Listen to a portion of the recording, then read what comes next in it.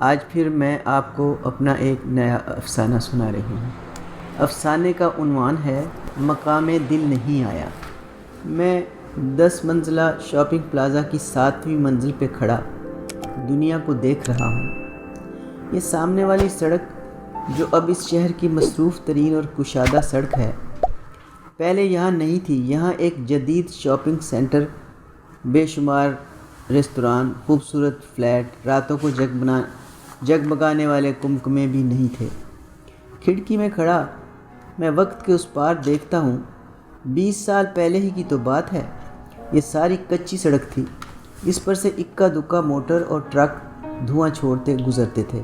البتہ گدھا گاڑیاں، سائیکلیں، اکے، یہ سب بہت گزرا کرتے تھے۔ مزدوروں کی ٹولیاں بھی صبح رومالوں میں روٹیاں باندھے کسی نزدیکی بس سٹاپ کی طرف جاتی نظر آتی تھی۔ ارد گرد جہاں روشنیاں ہی روشنیاں ہیں، کبھی جھگیاں ہی جھگیاں تھیں۔ انہی جھگیوں کے درمیان ایک پکا مکان تھا جس میں ایک چودھری صاحب رہتے تھے، جو عیالدار تھے اور کسی دور دراز کے گاؤں میں چھوٹی سی ذمہ داری کرتے تھے۔ انتخابات کے ایک موسم میں چودھری صاحب اچانک جھگیوں اور کچے گھروندوں کے آگے لٹکنے والی پیوند لگی بوریاں اور ٹاٹ اٹھا اٹھا کر اندھیرے گھروں میں جھانکنے لگے۔ روشنی کی ایک درز کے عوض وہ منتخب ہو کر اسمبلی میں آ گئے۔ اس روز ادننگے جھگی والوں نے ڈھول کی تھاپ پر والہانہ رقص کیے اور چودھری صاحب کو کاندھوں پر اٹھا کر ان کے گھر تک لے گئے۔ اس کے بعد چودھری صاحب اس بستی سے دولہا بن کر گئے۔ انہوں نے بسیار کوشش کے بعد حکومت سے یہ کچی بستی منظور کروائی، پھر اس میں پکی سڑکیں بنوائیں، پانی، بجلی، سیوریج، سب سہولتیں مہیا کروائیں، بہت سے غریبوں کو چپڑاسیوں، ڈرائیوروں اور کلرکوں کی نوکریاں دلوائیں۔ دیکھتے ہی دیکھتے وہ کچے گھروندوں کو بیتاد بادشاہ اور جھگی والوں کے درد آشنا بن گئے۔ انتخابات کا دوسرا موسم آیا تو خود جھگی والوں نے انہیں کھڑا کر کے دن رات ان کی انتخابی مہم چلائی۔ انہوں نے انتخابی نشان بھی مٹی کا دیا مانگا۔ انجام کار نہ صرف یہ کہ وہ بھاری اکثریت سے جیت گئے، بلکہ اب ان کی موٹر پر جھنڈا بھی لگ گیا، یعنی وہ وزیر بن گئے۔ دوسرے انتخابات میں چودھری صاحب کا دست راست اور سرگرم کارکن تھا، اس لیے وزیر بنتے ہی انہوں نے مجھے اپنا پولیٹیکل سیکرٹری بنا لیا۔ گو میری تعلیم تو صرف میٹرک تک ہے، لیکن مسلسل پبلک ڈیلنگ کرنے سے میرے اندر ایک شاطرانہ سا شعور آپ بیدار ہو گیا تھا۔ ایک دن چودھری صاحب نے مجھے بلایا اور وہ پلان جو ان کے ذہن میں کئی برس سے پک رہا تھا مجھے سونپ دیا۔ اگرچہ یہ کام انتہائی مشکل تھا، مگر وہ پولیٹیکل سیکرٹری ہی کیا جو اپنے لیڈر کی مشکلات حل نہ کر سکے، اور پھر مجھے بھی تو اسی میں اپنا مستقبل نظر آ رہا تھا۔ چنانچہ میں نے شہر سے دور ایک خطہ زمین تلاش کیا، اسے اونے پونے خریدا اور چودھری صاحب کے گھر کے آس پاس رہنے والے سینکڑوں جھگی والوں کو قائل اور مائل کر کے یہاں منتقل کرنا شروع کر دیا۔ پیسہ میرے پاس وافر تھا، زمین میں مفت دے رہا تھا اور مکان بنانے کے لیے قرض حسنہ بھی دے رہا تھا۔ کچھ لوگوں نے چلے جانے میں عافیت جانی، کچھ لوگوں نے احتجاج کیا، کچھ نے ہڑتال کی دھمکی دی، مگر ان باتوں کو جمہوریت کا لازمہ سمجھ کر میں نے دھیان دینے کے قابل ہی نہیں سمجھا۔ جنہوں نے براہ راست چودھری صاحب تک رسائی حاصل کرنے کی کوشش کی، وہ بھی نامراد رہے کہ جب سے چودھری صاحب کی کار کو جھنڈا لگا تھا وہ زمین پر نظر نہیں آتے تھے۔ یوں یہ کیڑے مکوڑوں کی طرح ووٹ ڈالنے والے انسان دھمکائے گئے، اجاڑے گئے، بھجوائے گئے، اکھاڑے گئے، بالآخر نئی بستی کی یہ ساری زمین چودھری صاحب کے نام منتقل ہو گئی۔ دیکھتے ہی دیکھتے یہاں چودھری صاحب کا فلک بوس محل بننا شروع ہو گیا، جس کی چھوٹی چھوٹی برجیاں اور بڑی بڑی فصیلیں تھیں۔ باہر نیزے جیسی سلاخوں والا پھاٹک تھا، جس کے حجرے نما کمرے میں ایک بندوق بردار کھڑا نظر آنے لگا۔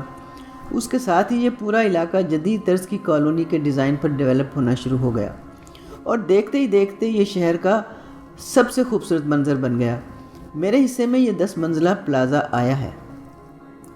نچلے حصے میں ڈپارٹمنٹل سٹور اور دکانیں ہیں اور اوپر رہائشی فلیٹ ہیں۔ ان میں سے ایک آرام دہ ڈیلکس فلیٹ میں میں خود رہتا ہوں۔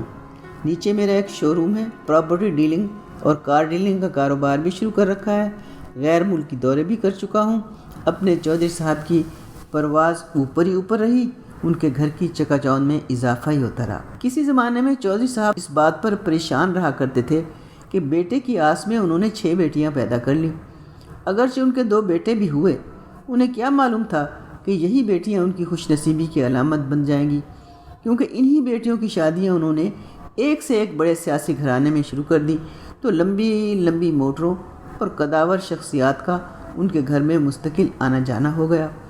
ہمارا پورا علاقہ چودھری غلام نبی کے نام پر نبی نگر کہلایا، اور چودھری کے حوالے سے ہی لوگوں کے پتے شناخت ہونے لگے۔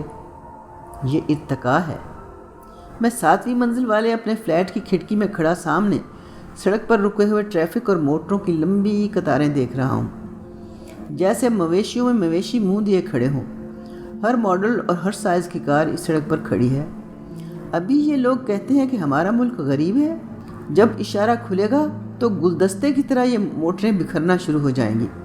اس زمین کا منظر کیسے اور کس طرح تبدیل ہوا؟ جو کچھ چودھری صاحب نے کیا وہ بھی ارتقا ہے۔ اپنے خاندان کو کہاں سے کہاں لے گئے، مجھ ایسے فاقہ مست کو بھی دنیاوی آسائشوں کا رسیا بنا دیا۔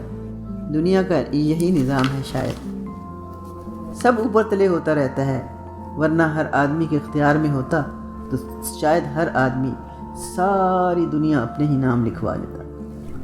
آج کل چودھری صاحب بیڈ ریسٹ میں ہیں، ان کے آدھے جسم پر فالج کا حملہ ہوا ہے۔ علاج معالجہ کے لیے بیرون ملک گئے ہوئے تھے۔ پیسہ یہاں بھی پانی کی طرح بہہ رہا ہے۔ اسی جسم و جان نے قوت پرواز عطا کی تھی، یہی جسم و جان اپنی قیمت وصول کر رہے ہیں۔ ابھی تھوڑی دیر پہلے چودھری صاحب کا بیٹا چودھری اکمل میرے پاس آیا تھا، بڑے ادب سے سلام کیا، تپاک سے ملا، ساتھ مندی سے سر جھکا کر باتیں کرتا رہا۔ ابا جی کا خیال ہے کہ اس مرتبہ میں انتخابات میں حصہ لوں، یہ ہماری خاندانی سیٹ ہے نا، آپ تو جانتے ہیں ابا جی مستقل بیمار رہتے ہیں اور میں اس قابل ہو گیا ہوں کہ ان کی گدی سنبھالوں۔ بڑی خوشی کی بات ہے، میں نے کہا، تمہارے باپ نے بڑی محنت کی ہے، آپ کو معلوم ہے ہمارا سیاسی خاندان ہے، اس سیاست کو آگے نہ بڑھایا تو ہماری خاندانی سیٹ چھن جائے گی۔ ابا جی بڑے بھیا کو سمجھاتے رہے ہیں، مگر وہ کہتے ہیں میں اتنا بڑا کاروبار سنبھالتا ہوں، اسے سیاست کی نظر کیسے کر دوں، سو مجھے ابا جی کی خواہش کا احترام کرنا پڑا ہے۔ اس ملک میں سیاست کے بغیر کاروبار بھی تو پروان نہیں چڑھ سکتا، آخر ادھر بھی تو دیکھنا پڑتا ہے۔ سیاسی خاندان؟ میں اس کی صورت دیکھنے لگا اور سوچنے لگا کہ واقعی سیاسی خاندان تو کوٹھیوں، کاروں اور کارخانوں سے ہی بنتے ہیں۔ یہ چیزیں نہ ہوں تو سیاست میں آنا پڑتا ہے، پھر ان سب چیزوں کو قائم رکھنے کے لیے سیاست میں رہنا پڑتا ہے۔ بڑے چودھری صاحب نے قوم کی کوئی خدمت کی ہو نہ کی ہو، اس کچی آبادی کو پوش علاقہ ضرور بنا دیا اور کارخانے لگا کر بہت سے غریبوں کو روزگار بھی فراہم کیا، اور مجھے تو سیٹھ عبدالقیوم بنا ہی دیا۔ چاچا جی، چودھری اکمل بولا، مجھے آپ کی مدد کی ضرورت ہے۔ ایسے موقعوں پر چودھری کے بیٹے مجھے ہمیشہ چاچا جی ہی کہتے تھے۔ بیٹا میں تو خود بوڑھا ہو گیا ہوں، میں نے جواب دیا، مجھ میں اتنی سکت کہاں، تمہارے باپ کو اتنے الیکشن لڑائے ہیں، اب تھک گیا ہوں، میں کوئی اعتماد والا آدمی تمہارے حوالے کر دوں گا۔ نہیں چاچا جی، وہ اصرار کرنے لگا، آپ کب بوڑھے ہوئے ہیں، آپ تو ابا جی سے چھوٹے ہیں، اور دیکھیے ہیں کتنے جوان نظر آتے ہیں، میں کچھ نہیں سنوں گا، یہ میرا پہلا الیکشن ہوگا اور ابا جی کی طرح آپ کو مجھے بھی جتوانا ہوگا۔ کافی بحث کے بعد میں ہار گیا، رقم بھی وہ کافی دے رہا تھا، طے یہ پایا کہ میں جلد سے جلوسوں والی بھاگ دوڑ تو نہیں کر سکوں گا، مگر حکمت عملی بنانا اور اشتہار بازی کرنا میرا کام ہوگا۔ وہ خوش ہو کر چلا گیا، میں اپنا پائپ اٹھا کر یہاں کھڑا ہو گیا ہوں۔ 7ویں منزل کی کھڑکی سے دنیا کتنی متحرک اور دلکش نظر آ رہی ہے۔ کیا یہ ارتقاء کی سزا ہے کہ آپ کو سکون سے رہنے کی اجازت نہ ہو؟ سب کچھ رواں دواں ہے، کچھ نہ کچھ ہوتا رہتا ہے، ہوتا رہنا چاہیے، یہی دنیا کا چلن ہے۔ ہم نہ بھی ہوں گے تو کچھ نہ کچھ ہوتا رہے گا، کچھ آباد ہوگا تو کچھ برباد بھی ہوگا۔ آبادی اور بربادی کا چولی دامن کا ساتھ ہے۔ چودھری کے بیٹے چودھری کے سیاسی جام جنشین بننے کی اہلیت سے محروم ہیں، مگر سیاست میں اہلیت کون دیکھتا ہے؟ یہ بھی وراثت کی طرح نسل در نسل چلتی رہتی ہے۔ چودھری اکمل اگر جیت بھی گیا تو بہت آگے نہیں جا سکے گا۔ بڑے چودھری نے جو کچھ بنایا ہے وہ ان کی تیسری نسل کے ہاتھوں برباد ہو جائے گا۔ چودھری غلام نبی ایک آرام دہ بستر پڑا رہتا ہے، دنیا بھر کی نعمتیں اس کے قدموں میں ہیں، مگر وہ اس پر حرام ہو گئی ہیں۔ ہل سکے گا تو کھا سکے گا، دواؤں کے سہارے جینا بھی کوئی جینا ہے، اس کے پاس اب وہ سب کچھ ہے جس کی ایک مضطرب انسان تمنا کر سکتا ہے۔ وہ اپنی تسخیر کی ہوئی دنیا کو بجھی بجھی آنکھوں سے دیکھتا رہتا ہے۔ ارتقاء کا کوئی کنارہ نہیں اور ہوس کا کوئی پیمانہ نہیں۔ مجھے بھی ڈاکٹروں نے ہاؤ ہو والی زندگی سے گریز کرنے کی تنبیہ کر دی ہے۔ ابھی ایسا ہونے لگا ہے کہ جیسے ہی 7ویں منزل کی اس کھڑکی میں کھڑا ہوتا ہوں، مجھے سامنے اس مین روڈ کے اس پار ایک جھگی نظر آنے لگتی ہے، اور جھگی کے ٹاٹ والے پردے کی اوٹ سے 2 زندگی سے بھرپور آنکھیں جھانکنے لگتی ہیں۔ ریشم میری رشتہ دار تھی۔ ایسی ہی دلکش، خوبصورت اور چلبلی لڑکیاں ہوتی ہیں، انگ انگ مستی میں چور، بھرے بھرے ہونٹ، گداز جسم اور بولتی چھلکتی آنکھیں۔ اس کے علاوہ اس کے سراپا میں کیا تھا مجھے کبھی نظر ہی نہیں آیا۔ جب میں اپنی سائیکل اٹھا کر اپنے کام پر نکلتا تو اسے نہ جانے کیسے خبر ہو جاتی، ٹاٹ کا پردہ اٹھا کر بولتی آنکھوں سے مجھے روک لیتی۔ اف، وہ آنکھیں ہمیشہ کچھ کہتی ہوئی۔ آج تک میں نہیں سمجھ پایا کہ آنکھوں کی زبان اتنی ظالم کیوں ہوتی ہے۔ جو بات زبان ساری زندگی نہیں کہہ سکتی، آنکھیں ایک پل میں کہہ دیتی ہیں اور دوسری آنکھوں سے جواب بھی حاصل کر لیتی ہیں۔ کبھی کبھی جب بہت بے چین نظر آتی تو اپنا ہاتھ باہر نکالتی۔ میں ذرا سہما ادھر ادھر دیکھ کر اس کے ہاتھ کو چوم لیتا، جیسے سونگھ کر چھوڑ دیا ہو۔ تب اس کی چاندی کے سکوں جیسی کھنکتی ہنسی پردے کی اوٹ میں دیر تک گھنگرو بجاتی مجھے سنائی دیتی رہتی۔ وہ گویائی سے لبریز آنکھیں اور وہ بے اختیار سی ہنسی، اس کا پورا وجود انہی میں کہیں چھپ جاتا۔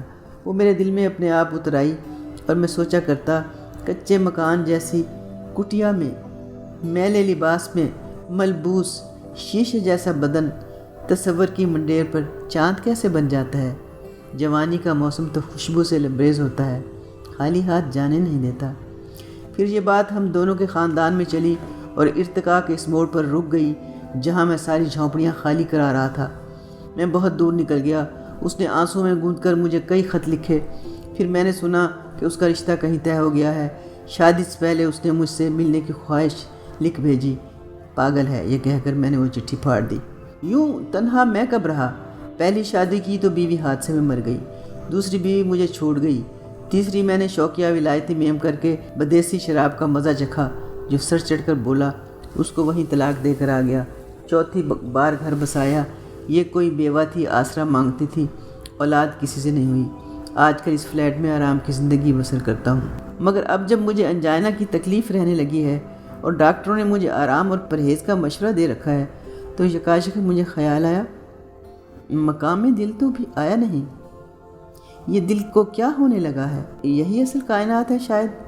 تاریخ، جغرافیہ، ارتقاء، آنکھوں کے آگے سے زمانہ گزرا چلا جا رہا ہے، مگر وہ ایک لمحہ اچانک اسی ایک جگہ پہ اٹک گیا ہے جہاں اب ہینڈی کرافٹس کا خوبصورت شو روم ہے۔ وہاں کبھی ایک ریشمی جھگی ہوا کرتی تھی، وہاں ٹاٹ والے پردے کے پیچھے چوڑیاں چھنکا کرتی تھی، 2 مستانی آنکھیں مستی کے کٹورے چھلکایا کرتی تھی، سائیکل والے کا دل دھڑکا کرتا تھا۔ اس دل کا مقام تو جھگی کی دہلیز پر تھا۔